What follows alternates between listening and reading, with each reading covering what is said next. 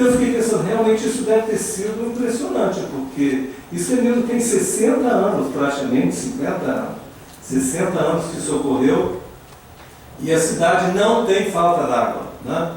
Mesmo nessa seca toda, ninguém reclama, ninguém falou nada. Pode ser que algumas partes ou outras da cidade tenham ficado um pouco desabastecida, mas de fato falta d'água, como está em São Paulo, esse medo de perder o abastecimento, me parece que no Rio de Janeiro, até o momento, está dando conta do assunto. A outra coisa foi que ele arranjou dinheiro atualizando tarifas, por exemplo. A tarifa de água, que estava em preço muito baixo, foram aumentadas. Então, a maneira de ele ter fundos para criar recursos para fazer esses investimentos foi muito original. Ele criou o programa também Seu Talão Vale 1 Milhão, botava as pessoas fiscalizando o comércio, né, do Rio de Janeiro, e ao mesmo tempo aquele representava um recurso muito grande. Criou o Banco do Estado da Guanabara, que tinha, os principais recursos eram esses que viriam para o pagamento dos funcionários e também das obras que eram executadas. Então era um banco importante. Então ele conseguiu, trouxe os empréstimos, como eu já disse, conseguiu então recursos financeiros, fora que realmente ser uma cidade-estado por si só já significa mais recurso, né? O ruim da fusão no Rio de Janeiro foi que os grandes recursos da cidade foram retirados daqui para o estado do Rio, né? O que era arrecadado, o que é arrecadado aqui, né? E naquele momento tudo pertencia a um estado, uma cidade-estado, então os recursos naturalmente já eram maiores mesmo, né? Deixa eu ver. A adequação à política, ele foi, eu acho que aí foi um prejuízo no Brasil, mas enfim, houve uma política federal de incentivo ao uso de automóveis, à compra do automóvel, né, para garantir essa indústria automobilística, que tem seu lado bom, que é gerar emprego, mas tem seu lado ruim, que é julgar problemas nas cidades. Então, o governo federal, foi Juscelino Kubitschek, tinha uma política de incentivo a que as pessoas captassem recursos federais e, portanto, que criassem seus departamentos de estradas de rodagem, que eram feitos para construir pistas, viadutos, túneis, enfim, vias de escoamento de tráfego. Todo o dinheiro do Brasil, naquele momento, estava sendo carreado para a fabricação de automóveis e para os automóveis destinados às ruas das cidades, que, por sua vez, não tinham capacidade de suportar aquele trânsito todo, e também num esvaziamento muito grande da política de transporte de massa, ou seja, os trens foram desvalorizados quanto forma de transporte, o metrô sempre foi adiado, nunca foi implantado, e os bondes, na época do Lacerda, salvo engano, foram exterminados, né? Acho que 450 quilômetros de linhas de bondes do Rio de Janeiro acabaram exatamente nesse período. Não foi ele o responsável por tudo, isso já vinha sendo também uma política que estava sendo praticada, e isso fazia parte também de uma política nacional de valorização dos veículos motorizados, né? Bom, fora, obviamente, essa política de tentar resolver todos os problemas de uma cidade que cresce, o Lacerda é responsável, e a gente vê os os 2 túneis Rebouças, a época dele, a abertura do Dois Irmãos, o término do túnel Santa Bárbara também, todos eles mais ou menos parte dessas linhas que já eram projetadas há muito tempo na cidade, que ele foi aos poucos implantando. A Avenida Radial Oeste, que liga ali a Zona Norte, aquela região toda de Maracanã, Praça da Bandeira, a Zona Norte da cidade. E, de fato, isso configurou numa política de desvalorização do transporte de massa, a ponto de hoje os ônibus serem responsáveis por 80% do deslocamento das pessoas no Rio de Janeiro, em termos de circulação. E uma outra coisa que eu acho que era bem característica dele, era um homem culto, né? Tanto que teve no final uma editora, que foi dele. Ele criou o INEPAC numa situação bastante interessante. O INEPAC é o Instituto Estadual do Patrimônio Cultural. Ele, na inauguração, no lançamento do INEPAC, no Palácio Guanabara, ele deu posse ao presidente do INEPAC, diretor do INEPAC, e disse: vá lá e toma o Parque Lage. Era uma polêmica que estava se arrastando na cidade também, que a família Marinho tinha comprado o Parque Lage para fazer um condomínio residencial ou um cemitério. Era uma coisa ou outra. E ele criou o INEPAC com a função específica de primeiro tombamento ser o Parque Lage. Fora isso, tombou o Teatro Municipal, ele fez vários, até árvore, em Paquetá, aquela Maria toda, um baobá foi tombada na época dele. Enfim, era um homem que estava, de alguma maneira, antenado com esse aspecto cultural. Não existia no Brasil nenhum órgão de patrimônio, fora o IFAM, que era o órgão federal, mas não existia órgão regional de patrimônio. Foi o primeiro a ser criado, foi o INEPAC, e serviu de modelo, inclusive, para os outros órgãos que foram, agora todos os estados brasileiros têm seu órgão regional de tombamento, até as cidades também têm, como o Rio de Janeiro, tem um órgão municipal de tombamento. Mas naquele momento era uma coisa bastante original, digamos assim. Ele tombou também o Alvamar e derrubou o mercado, o resto.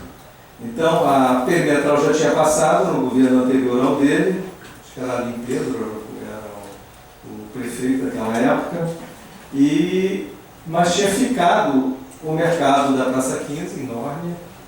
Ele foi quem desmontou o mercado da Praça 15 e sobrou, deixou lá como testemunha daquela época e sendo administrado pelos mesmos donos, o restaurante Alvamar, que é uma das torres do mercado. Criou e depois fez as obras do Parque do Flamengo. O aterro já vinha sendo executado, já estava praticamente pronto. E aí todo mundo conhece a história da dona Lota Macedo Soares, que disse para ele: Lacerda, isso aqui não é uma estrada, isso aqui é uma via urbana, vamos fazer um parque. E não só para passar carro, mas para pessoas também aproveitarem essa oportunidade que está sendo criada. Então o Parque do Flamengo é um momento, que eu diria, de obra-prima no urbanismo brasileiro, que se conseguiu juntar uma coisa que hoje seria impossível: aterro da Bahia, com um projeto primoroso de paisagismo do Paul Demarques, que é hoje um dos maiores, seguramente maiores paisagistas do mundo, da história, um artista importante brasileiro. O Reide, que era um funcionário, Afonso Reide, arquiteto, construindo os equipamentos, projetando e construindo os equipamentos, Museu de Arte Moderna. Então foi um momento de grande, de um investimento que de verdade tinha a cara do Rio de Janeiro, né? Fora isso, né? Quer dizer, além de ser um parque, era um parque muito hiper bem desenhado. Ele fez uma coisa também que eu gosto muito, ele criou o Museu da Imagem do Som, também, foi ele quem criou o MIS, né? Naquele momento. E no quarto centenário, a gente agora vai começar a comemorar os 450, mas no quarto ele teve uma política que me pareceu muito interessante e para mim foi o legado que eu gosto. São livros, né? Ele fez uma coleção chamada Quarto Centenário, que acho que a Prefeitura, o Governo do Estado, principalmente a Prefeitura, devia pensar em reeditar algum desses títulos, que são livros escritos pelo Vivaldo Guaraci, pelo Paulo Berger, pelo Gastão Cruz, pelo livro organizado pelo Carlos Drummond de Andrade e Manuel Bandeira, em conjunto, Rio de Janeiro em prosa e verso, enfim, uma quantidade enorme. Eu, graças a Deus, tenho vários. E eu acho que é uma coisa que dá essa dimensão de uma pessoa culta e trazendo isso, colocando à disposição da cidade a possibilidade de usufruir dessa cultura, né? Bom, eu acho que eu já até falei demais, está meio assim pingado, mas eu achei que são as coisas que me chamaram a atenção, mas passei aí pelo Lacerda na cidade e estou aqui à disposição de vocês para me responder alguma coisa que eu possa responder a partir dessas questões. Muito obrigado.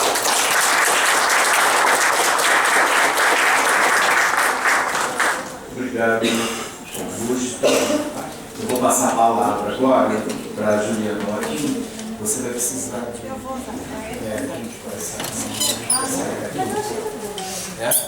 Não, mas 600 é aqui, ó. Mas eles, para eles verem, é melhor que eles sentem aqui os dois.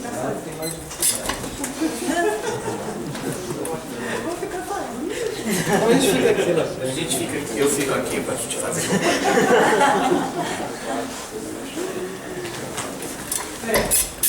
Boa tarde. Primeiro agradecer a Rio o convite e dizer que o Edmilson falou que está cansado já de me ouvir, porque ele foi meu orientador nessa pesquisa, né? Então, já ouviu isso na minha live. Antes de chegar no mapa, eu vou explicar um pouquinho. Eu vou falar sobre o plano do Oxiades, que na verdade o nome dele é Plano de Desenvolvimento Urbano a Longo Prazo do Estado da Guanabara. Foi um plano que o Lacerda contratou em 64 e vou voltar um pouquinho antes da contratação do plano para a gente entender o que isso significava naquele momento. O Lacerda, né, o Augusto falou agora, foi o primeiro governador da Guanabara num momento delicado da história política da cidade, porque a gente tinha deixado de ser capital e virado cidade-estado. Ele foi governador com uma campanha que tinha um ponto interessante, que era a defesa da manutenção da capitalidade da cidade. Isso era uma questão que o Lacerda colocou, diferente dos outros dois candidatos que disputaram com ele. Logo que ele é eleito, ele tem uma demanda, né, que é como fazer para garantir essa capitalidade da cidade. A tese que ele estava fundamentando o que ele vai fazer vai ser uma série de intervenções públicas, o Augusto falou agora. A ideia é de que os investimentos em infraestrutura eles iriam garantir esse desenvolvimento da cidade e a cidade manteria esse status de capital. A Bela Carta, como mais federal. Em dezembro de 62, o Lacerda assume publicamente que quer ser candidato à presidência. E aí tudo muda, ganha mais peso ainda essa questão das obras que ele está fazendo, porque elas ganham peso de que elas vão ser a trilha política do que ele era capaz de fazer. E aí, se a gente pegar esses três pontos, um ponto que o Augusto falou, que é a questão do esvaziamento econômico da Guanabara, se a gente pegar esses três pontos, a gente entende o que significava a contratação de um urbanista para organizar as intervenções que ele estava fazendo. Era o enfrentamento da questão do esvaziamento econômico, a manutenção da tradição na capital e o projeto político pessoal dele. Então, em jogo estavam esses três aspectos. E aí, o que o Doxiades representava diante desse cenário? Ele representava uma autoridade técnica que estava dando uma lógica maior a esse monte de intervenção que o Lacerda já estava fazendo. A escolha do Doxiades era muito criteriosa e muito cuidadosa. Não era uma escolha assim, porque o Doxiades era famoso. Ela representa duas questões importantes da política, do posicionamento político do Lacerda. Uma é a oposição ao JK e a outra é a aproximação com uma referência norte-americana. O Doxiades, quando o Lacerda chama, ele já é famoso no mundo todo. Dirigiu importantes centros de pesquisa lá em Atenas, ele é grego. O nome dele é Constantinos Apóstolos Doxiades. E ele tinha criado uma teoria própria, que se chamava Teoria Equística. Eu vou explicar o que é isso. O Doxiades, eu não sei exatamente se ele já tinha feito todos esses na época, mas ele tinha feito projeto em todos os continentes do mundo. No final da vida ele fez isso.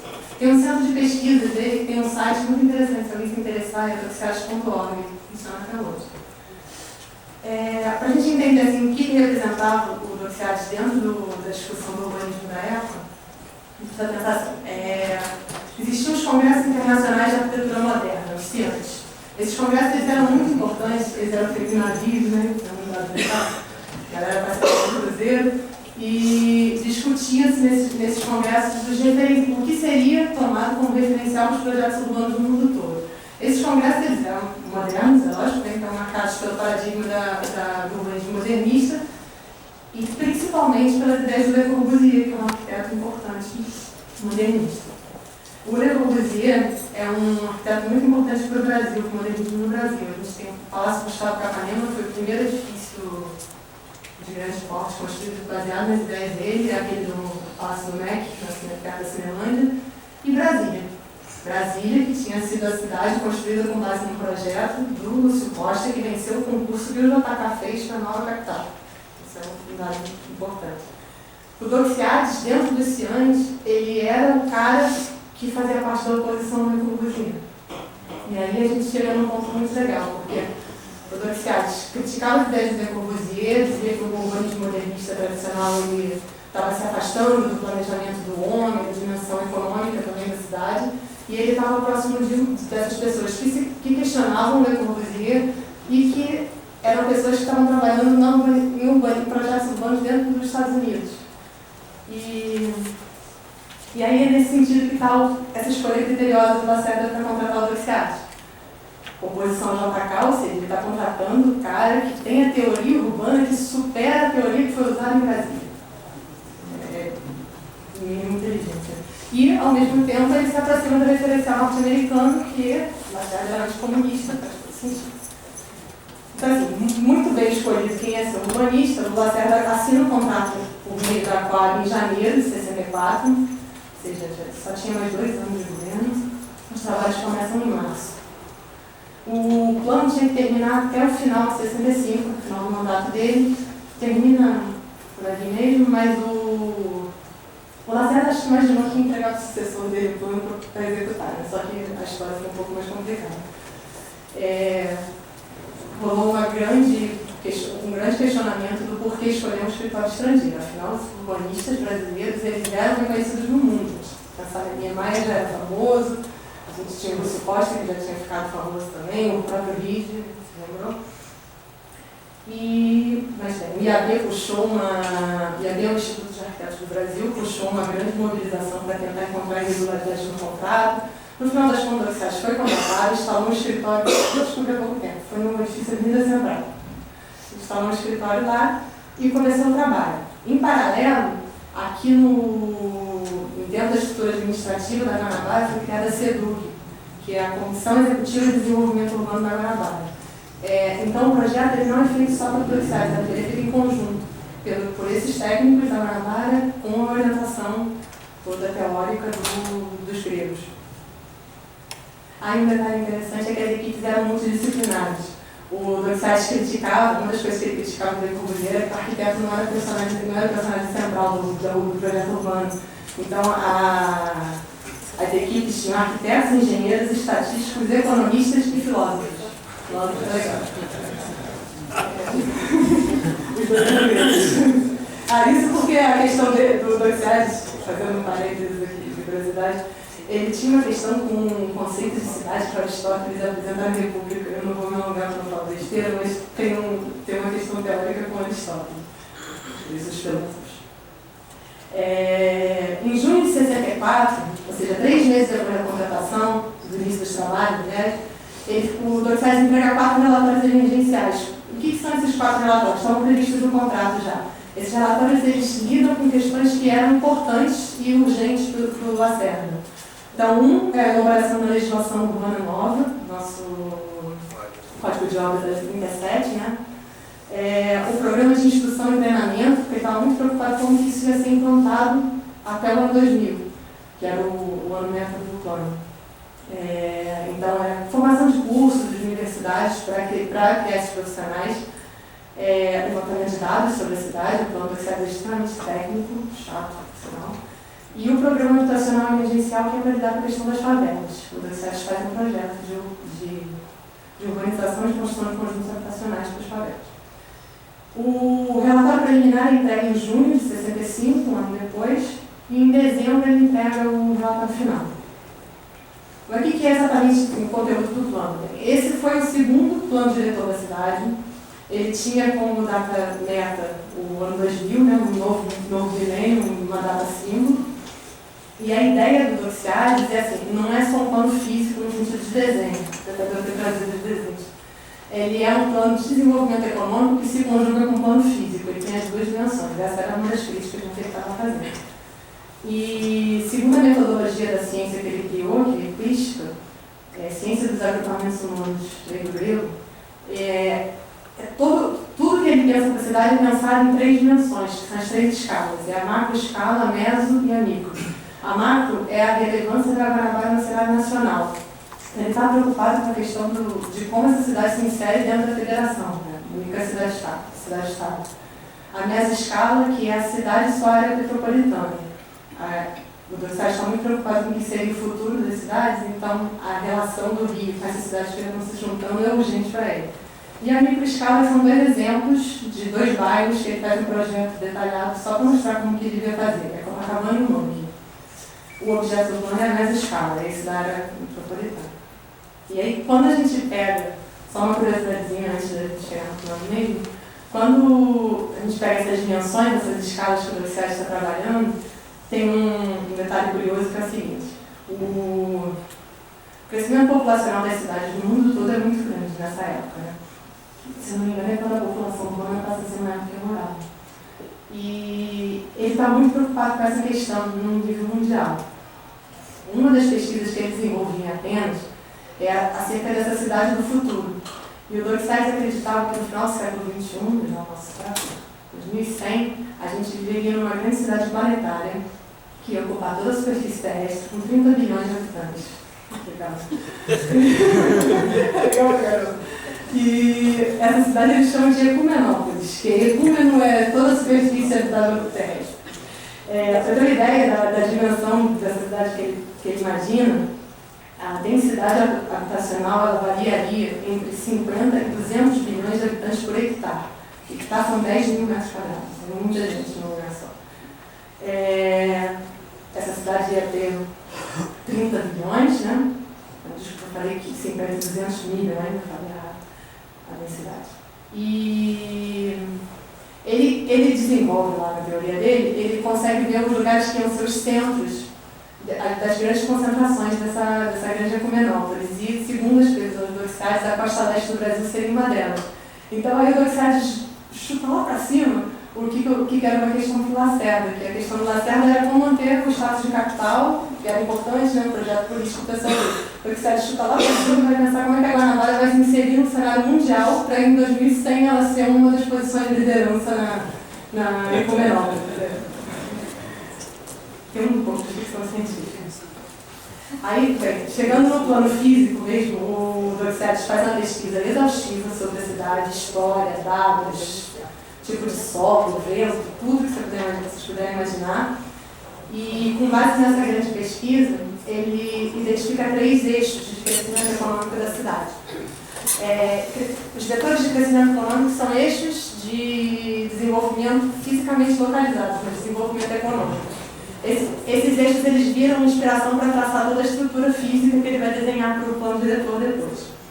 O eixo, então, é esse leste-oeste, que é esse horizontal, o vermelho é vermelho horizontal. Ele chama esse eixo de espinha dorsal da Guanabara. Esse eixo é importantíssimo para ele, esse é o eixo mais importante, porque ele representa, dentro da Guanabara, a dimensão local do que seria o eixo de crescimento da megalópole Rio-São Paulo, que posteriormente virá a Ecumenópolis da América do Sul. O eixo norte-sul, aqui no cantinho, que na verdade é um trecho da Avenida Brasil, a Avenida Brasil depois vira, mas o que se importa aquele eixo ali, que é o eixo em direção à área metropolitana.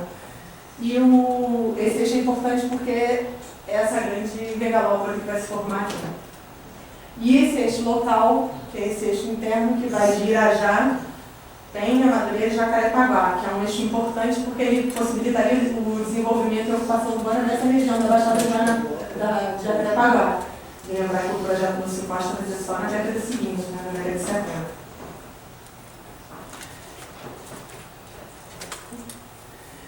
Com base nesses 3 eixos, o Dorsais vai traçar um outro grande problema que ele tinha identificado na cidade, quando ele faz o estudo, que é a grande concentração de serviços e facilidades e empregos todos na área do centro. Então ele quer pensar uma maneira de como reverter essa situação e fazer um crescimento que ele chama equilibrado.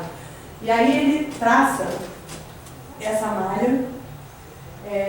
Uma das coisas da teoria equística é que ele, em vez de pensar a cidade funcionalmente separada como órgãos, então tem um lugar onde é indústria, um lugar onde é residência, separado funcionalmente, ele está pensando em células. Uma das críticas dele ao urbanismo modernista tradicional é a ideia das células. Então isso que ele faz são essas células. Essas células, o nome técnico delas é Comunidade Classe 6. É muito técnico, claro. Isso representava bairros com todas as facilidades e serviços necessários para que as pessoas não precisassem sair dali, e teriam 300 mil habitantes, mais ou menos. Essas comunidades, elas são separadas por vias expressas, que são essas linhas vermelhas, e ele pensa o centro da Guanabara, o centro da Guanabara é a zona comercial, zona central comercial, classe 8. Essa zona, que é a mancha azul, aqui no cantinho, ela representaria, ali estariam todos os serviços em sedes de empresas, instituições que teriam caráter nacional. Então, esse é um lugar importantíssimo para o Doxat, porque esse lugar é de onde vai irradiar essa capitalidade, o que vai manter a capitalidade. Você pode mudar de novo, por favor? Obrigada. Como o nome do seu tempo, o Doxat priorizar o transporte rodoviário e esse projeto são as linhas pretas, elas são vias expressas de alta velocidade separadas por viadutos.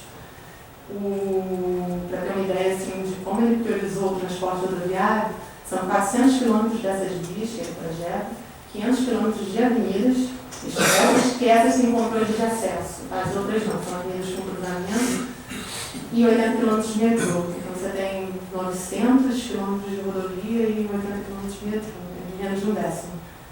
E ele, apesar de ser exagerado na malha urbana, ele acertou no tamanho da frota de carros que a gente ia ter no ano 2000, no meio. E,